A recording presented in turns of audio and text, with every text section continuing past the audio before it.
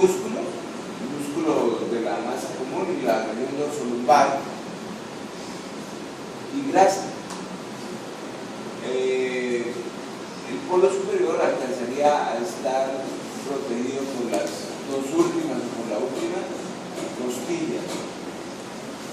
Nosotros en un corte con la línea media de un riñón podemos encontrar la parte periférica, que es la corteza, la parte medial, que corresponde a la médula, donde se identifican unas estructuras que tienen forma piramidal, que se denominan las pirámides renales, y entre estas pirámides renales hay unas zonas más pálidas que son las denominadas columnas renales, y que allí vamos a encontrar elementos del intersticio, pero también túbulos, y también hay allí vasos sanguíneos, pero la presencia grande de nefronas y de túbulos está al interior de esto que son las pirámides renales.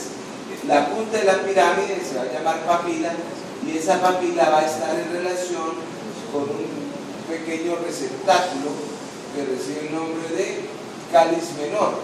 Estos cálices menores se fusionan, 2 o 3 de ellos, o 4, y forman un cáliz mayor, y estos 3 o 4 cálices mayores a su vez van a formar la pelvis renal, y esta pelvis renal se va a continuar como el ureter, con una ureter a cada lado.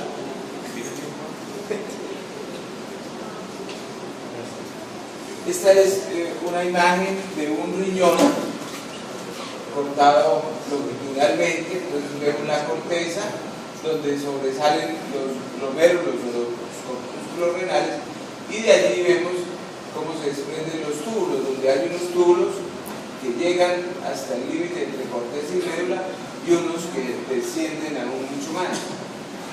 Entonces tendríamos unas nefronas cortas y unas nefronas largas.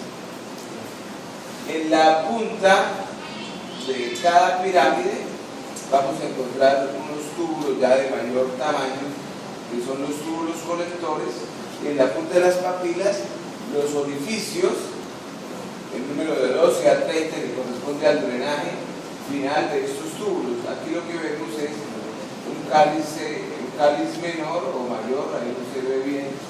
Estos pequeñitos son menores, y suponemos que este grande resultaría en la fusión de estos dos, o sea, este sería un cáliz mayor y este un cáliz menor, y se va a continuar con esto que es el ureter.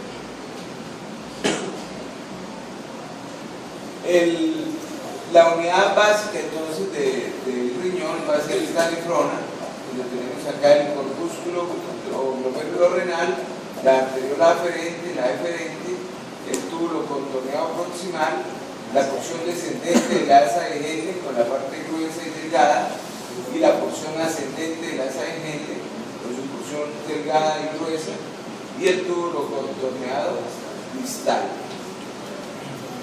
Esto básicamente es lo mismo.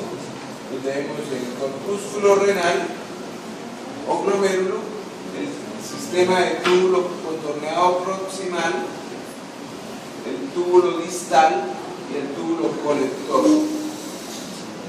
Pero una cosa que debe tener en cuenta es que siempre, paralelo al sistema de túbulos, hay un sistema de vasos sanguíneos.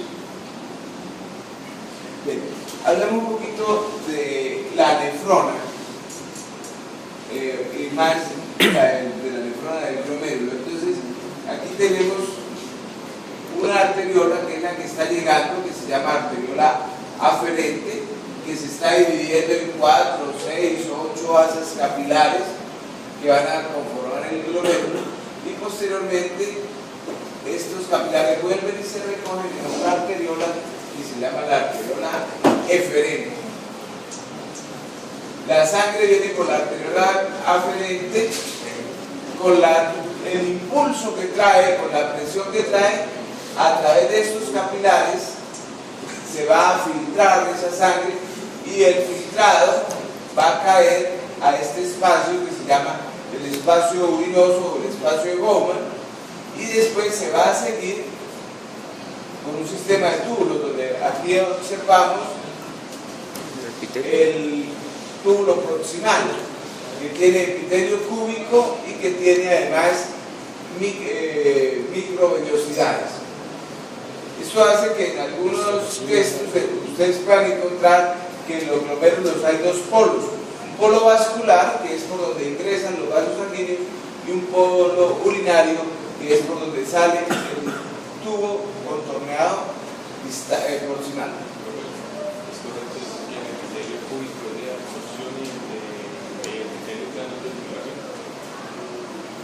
Sí, porque aquí vamos a mirar, aquí lo que hay es células planas, ¿sabes?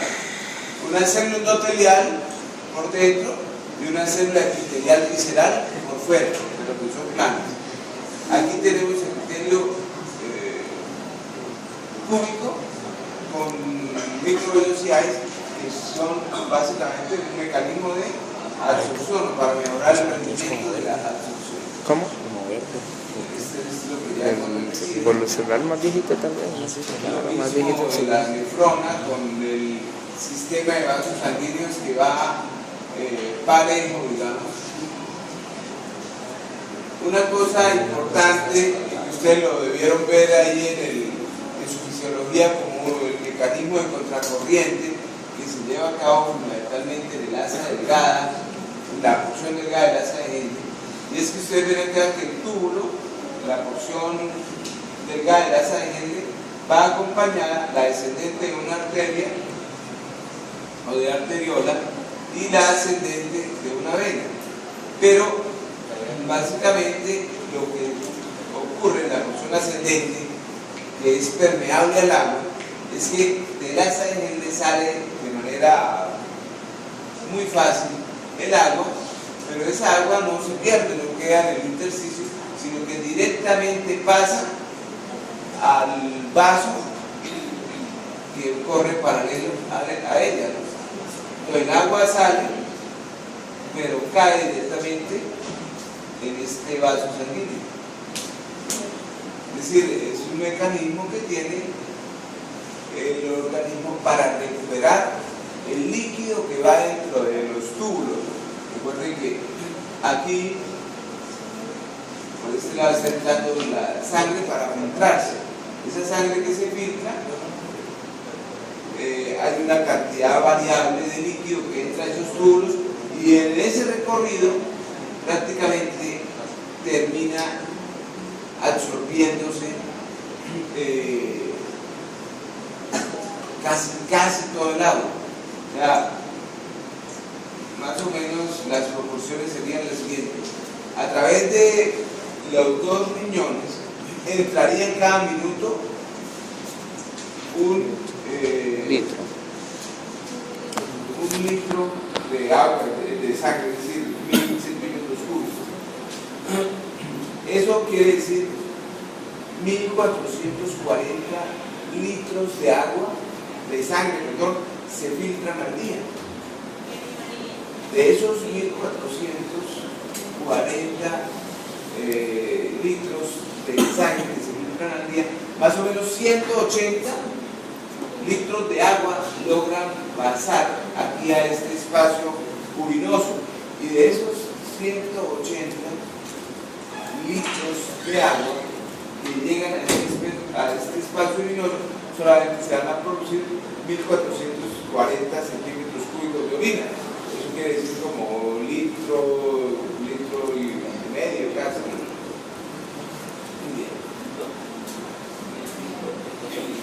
Lo mismo, pero quiero que miremos lo que pasa en estos capilares, como es la morfología del capilar.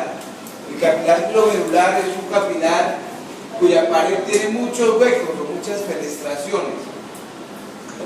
Aquí en esta visión tridimensional lo vemos. Entonces la sangre llega, y como eso tiene tantos huecos, el líquido puede pasar fácilmente. Pero se va a encontrar con esta célula que está por fuera del capilar. Satélite. Doctor, ¿cómo está basado? Satélite. No filtrado, o sea, pasa como si esto fuera un colador, ¿sí? Porque tiene mucho hueco del capilar. Recuerden que es un capilar tipo 2 lleno de huecos. Pasa la membrana basal y se encuentra con esta otra célula, que es la célula epitelial visceral, o que también recibe el nombre de podocito y que tiene unas prolongaciones. Y entonces es entre las prolongaciones de estas células que se termina de hacer la filtración. O sea, lo que logre pasar aquí podría pasar al espacio urinoso siempre y cuando sea capaz de traspasar esta otra barrera que hace parte de ese sedazo. Entonces, se supone que la parte más importante en el proceso de filtración la van a realizar los podocitos, o sea, porque los capilares casi que dejarían pasar todo lo que fuera líquido y solutos, pero que aquí es donde se pone un poco restringido el paso en esta capa de las células epiteliales viscerales o de los podocitos. Miren lo más de cerca. Entonces este es el epitelio, el endotelio o la capa interna del vaso sanguíneo, que tiene fenestraciones. Una pregunta, digamos, en una infección, otra vez cuando hay daños renales, o sea, que se empieza por lo menos a filtrar, a pasar ya más sustancias, por unas proteínas, una cosa que ya hay un daño renal, ¿no? Hay una fenestración en el podocito. Sí, ahora chicas miramos. Entonces, este es el endotelio fenestrado o el capilar fenestrado con múltiples perforaciones. Esto en azul es la membrana basal y por fuera está el podocito que tiene prolongaciones. No son como abrazaderas para coger al capilar, pero aparte de eso, cada prolongación de estas pues tiene otras prolongaciones que incluso la llaman pedicelos, pero esta nomenclatura termina a veces como enredando. Entonces vamos a mirar lo que sucede dentro del capilar glomerular. Entonces, este es el capilar glomerular o el glomérulo mejor. Aquí está la arteriola aferente, se ha dividido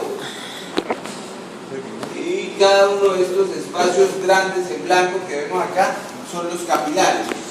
Cada capilar por dentro, miren lo que va a tener: una célula endotelial. Lo que está en azulito, el que le da el contorno, es la membrana basal, y por fuera de esa membrana basal encontramos estas células que son las células epiteliales viscerales o podocitos. Y sosteniendo a esos capilares hay unas células como estas, que se llaman las células de mesandio o células mesangiales. Pero en el proceso de filtración, prácticamente quien interviene es la célula endotelial, que sería esta, la membrana basal y el podocito a través de sus pedicelos o prolongaciones. Vale, el mesanio, las células. Sí, las de mesanio son las que están como en el intersticio y producen la matriz extracelular que se encarga de mantener unidas a estos capilares, porque son muchos capilares, pero en última, haga cuenta que usted metió una manguera en una bolsa y un extremo, el extremo distal lo deja afuera y el extremo proximal lo deja afuera. El resto es el ruedo de la manguera, pero para que esa manguera como que se quede quieta, usted le echa a eso pegamento o silicona. Entonces los planos de manguera van a quedar unidos. Entonces esa matriz que producen las células de mesanio sería como esas siliconas que trata de mantener unidos a la manguera. La presión que viene dentro de este capilar empujaría el líquido hacia este espacio. Este es el espacio urinoso o el espacio de Bowman, que recuerden que aquí sí están las células epiteliales parietales, ¿cierto? Estas células también son células planas. Entonces son células planas. Doctor, ¿y en la gráfica 21-22 qué? ¿Cómo? En la gráfica anterior, ¿qué se ve? ¿También? Es que quiero primero hacer el esquema para que entiendan qué células hay, para poder pasarnos a la histología, porque aquí nos toca hacer esto. Vamos a ver si la tenemos aquí. Bueno, acá está. Se ve mejor. Esta es la arteriola aferente, esta es la aferente, esta es la arteriola deferente, y aquí se dividen los capilares. Lo que está en amarillo, son las células epiteliales viscerales, y estas que están en amarillo afuera son las células epiteliales parietales, y este es el espacio de Bowman. Lo que está en rojo es la membrana basal, y lo que está en azul son las células mesangiales. Estas que están en rojo acá son células endoteliales. Entonces la sangre entra por acá, y para llegar a este espacio urinoso tiene que atravesar la célula endotelial, la membrana basal y la célula amarilla, que es el epitelio de la célula epitelial visceral. Ahora sí podemos... Doctor, ahí en esa gráfica la arteriola aferente y diferente tiene una diferencia histológica o son iguales? No, la arteriola aferente va a tener aquí esto que está en verde, ¿sí? Y son las células justaglomerulares.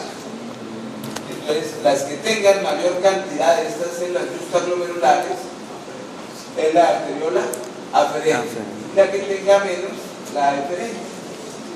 Ya nos guiamos por esto, por la mayor cantidad de células justaglomerulares. Bien, entonces, ahora sí devolvamos para mirar. En el riñón normalmente, entonces, mirando por hematoxilina y eosina, y lo que vamos a mirar en los computadores y las placas, vemos esto: el glomérulo con las asas capilares que forman como lobulillos. Este es el glomérulo, estos son los capilares glomerulares. Hay un espacio que es el espacio urinoso o espacio de Bowman por fuera de este penacho glomerular o de los vasos sanguíneos. Vamos a encontrar las células epiteliales viscerales o podocitos. Aquí hay una, esta. Y estas células además se reflejan y terminan también revistiendo la superficie interna de la cápsula de Bowman. Entonces estas células que solo se ven los núcleos y que siempre las estudiamos como ejemplo de epitelio plano simple, eso corresponde a células parietales, epiteliales parietales.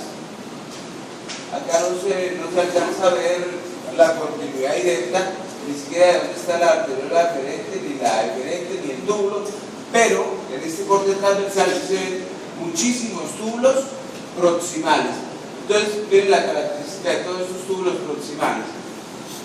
Primero, son grandes, la luz es amplia, pero siempre al interior de los túbulos proximales vamos a encontrar como un mugrecito rosado. Eso es casi siempre lo que equivale a las microvellosidades que se han desprendido. Entonces, al desprenderse las microvellosidades, por efecto de fijación, digamos, queda al interior de los túbulos proximales ese mugrecito rosado. Pero otra cosa que ayuda a diferenciar los túbulos proximales es esto, que el límite celular no es claro. Nosotros aquí lo vemos claramente, el límite de estas células epiteliales. Pero también podemos encontrar otros túbulos, mire, estos más pequeños, donde los núcleos son más grandes, la luz es de un contorno más definido, y aquí está otro, y aquí está otro, cortado transversalmente, perdón, longitudinalmente. Estos túbulos son túbulos distales. Entonces, aquí yo creo que podemos establecer diferencias. Este es un túbulo proximal, otro túbulo proximal, este es distal, y este que está aquí abajo, que dice Proximal. distal, ¿no? Es distal. Túbulo distal. Miremos otra vez, acá está, esto es el espacio de Bowman. Estas células que están por fuera son células epiteliales viscerales, y estas que están aquí pegadas a la cápsula, epiteliales parietales. Viscerales. Los espacios claros que vemos Parietales. corresponden a capilares, y las células que están adentro de los capilares, como esta que estoy señalando, pero que tapó la cruz, pero ya la quito, ¿cuál será?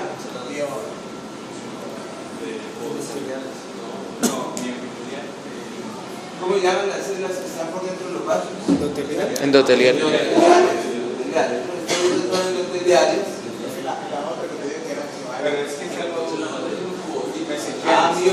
Mesangiales. Las mesangiales. Es que eso sería más como el tejido, como un ejemplo, un tejido conectivo, una cosa. Ese es tejido conectivo, el mesangio es como el equivalente como al fibroblasto, ¿no? Entonces esta es una célula de mesangio. Esta que está atrás. Vamos a... Y aquí entonces, por ejemplo, ¿esto qué sería? Túbulo distal. Túbulo contorneado proximal. Aquí lo que más nos ayuda es la luz está ocupada por un material rosado, ¿cierto? Es proximal. Las células, sus límites no son precisos. Mire que aquí uno no puede saber dónde está el límite de una célula y la otra. Estos también son túbulos proximales. Miren la luz nomás. Y ahora miren esta otra que está acá. Este es distal, ¿no? Aquí ya nos tenemos que guiar, sobre todo es por el núcleo. Las células están más cercanas. Miren que aquí un núcleo está lejos del otro, los bordes no se ven bien. Este es un distal, todos estos son distales, y este que está aquí es un proximal. Todos son cúbicos. Proximal y distal. Aquí, proximal, distal.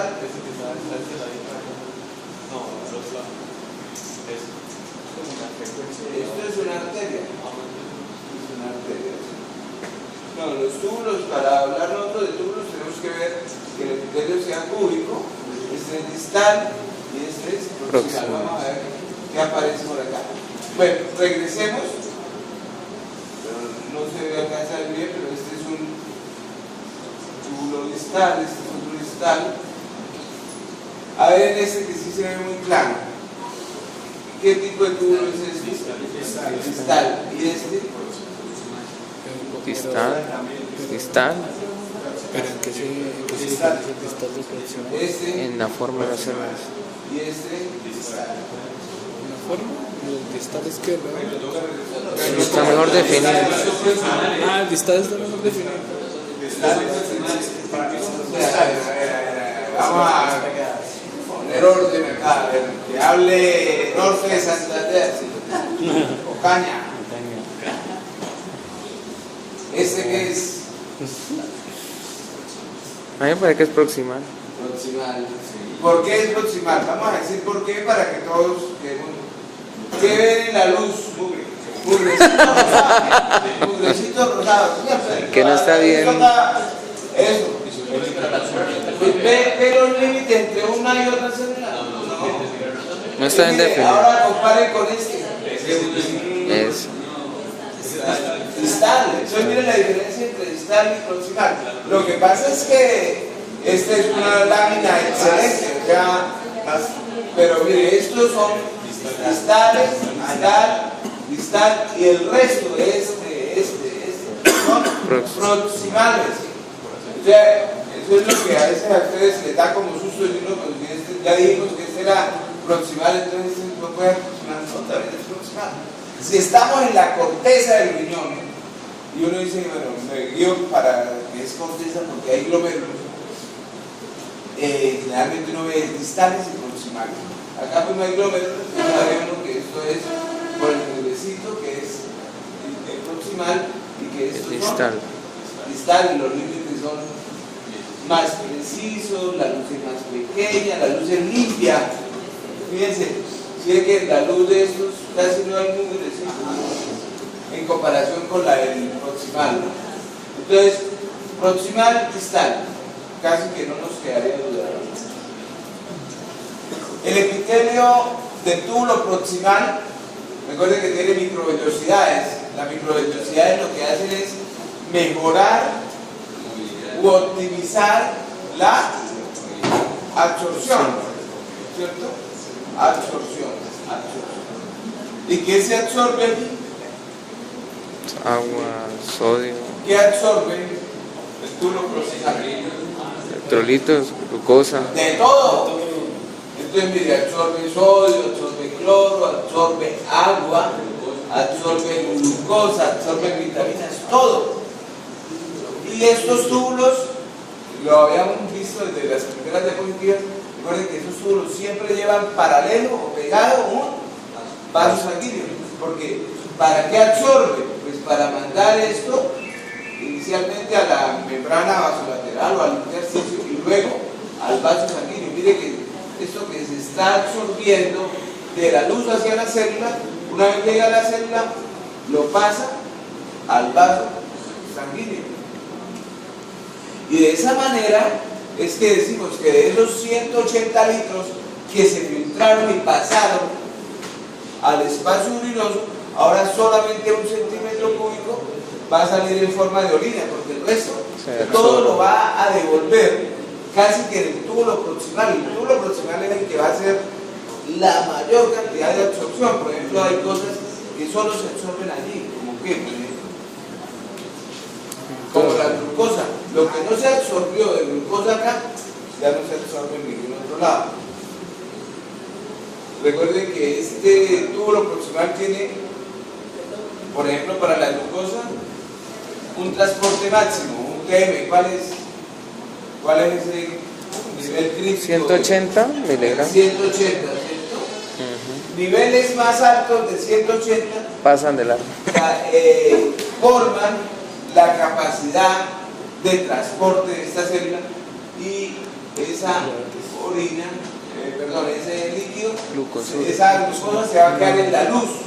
Pero recuerden que la glucosa es una partícula que es osmóticamente activa. Entonces ya, al quedarse en la luz, va a retener agua y mientras siga transitando va a absorber más y más agua. Entonces una persona que tenga más de 180 miligramos de glucosa en sangre va a orinar mucho porque su luz tubular está llena de ese diurético osmótico, digámoslo así, o de esa sustancia osmóticamente activa que se va a comportar como un diurético. Entonces, y si alguien tiene más de 180 miligramos de azúcar en sangre y la está eliminando por orina, ¿esa qué enfermedad será? Glucosuria. La diabetes, ¿no? Ah. O condición. otra cosa nos pudiera dar algo así que empezar a orinar azúcar. Diabetes, no. Y una candidiasis. No, la candidiasis no, lo que pasa es que la cándida es la que está ahí pila y le va a hacer el diagnóstico.